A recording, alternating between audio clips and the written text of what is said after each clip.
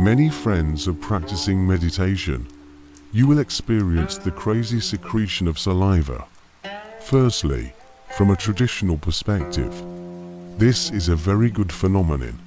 It indicates your meditation has already begun to intervene in its own endocrine system.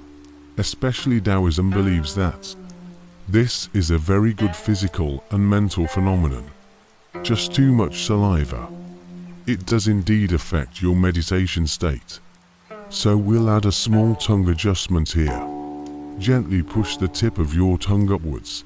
Press against the upper jaw. I may not be able to demonstrate well here. I'll replace it with my hand from the side. Assuming my hand is my tongue gently pushing upwards. Let it stick to the upper jaw. It's almost behind the upper teeth. You don't need to push up too hard. Just naturally push it up and place it there.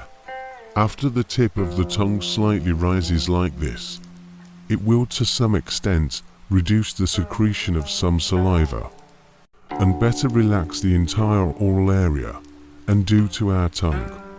With the entire muscle chain of the spine, it's interconnected. The tip of the tongue can even be raised. The stiffness of your entire spine and the clarity in meditation.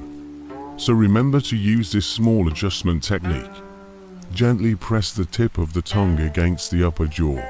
This technique is almost applicable to all meditation exercises. When meditating, it becomes very resistant. What should I do if my meditation practice is interrupted for a few days?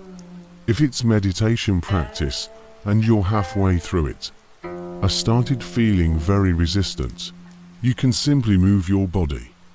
Take the deep breaths, adjust it before continuing. If one discovers during the second half of meditation, it's really hard to keep going, you don't have to force yourself either.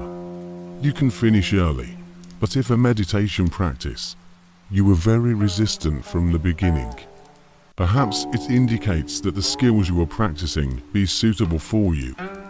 Or perhaps your current state may not be ready for meditation. If you were very resistant from the beginning, I don't recommend you to endure like this anymore.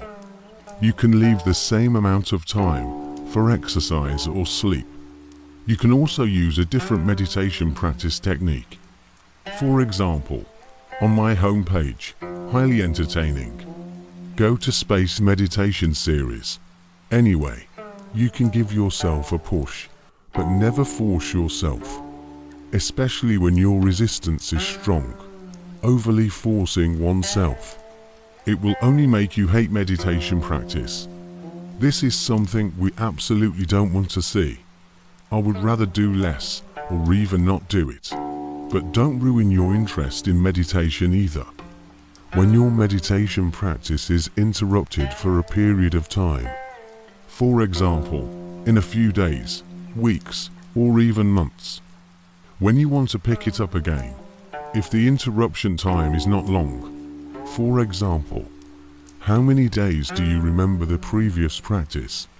You can continue from the day of interruption. But if the interruption time is relatively long, for example, a few weeks or even months, when practicing again, you may not remember what was said before. If there is enough time, I suggest you start from scratch.